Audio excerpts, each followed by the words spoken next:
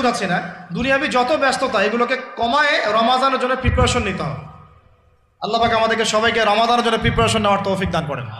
এটা হলো মনস্তাত্ত্বিক প্রিপারেশন, যে রমাদান আসতেছে, আমি শাবান মাসেই আমি আমার কাজগুলো গোছাই নিব যাতে রমজানে আমি ফারেক থাকি ইবাদতের জন্য। বুদ্ধিমানের কাজ না এটা? আল্লাহ পাক তৌফিক দান করেন, আমিন। দুই নম্বর হচ্ছে ভাই, রমাজানের আমরা সবাই 30টা সওম রাখবো বলে নিয়াত করি, আল্লাহ পাক তৌফিক দান করেন, আমিন।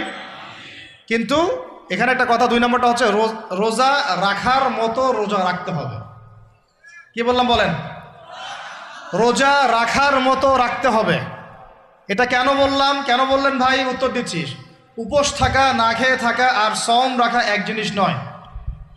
পানি ছেড়ে দেওয়া, খাবার ছেড়ে দেওয়া আর ইসলামী সওম এক জিনিস নয়। অনেক ধর্মের মানুষ খাবার পানি ছেড়ে দিয়ে থাকে, উপাস থাকে, থাকে না?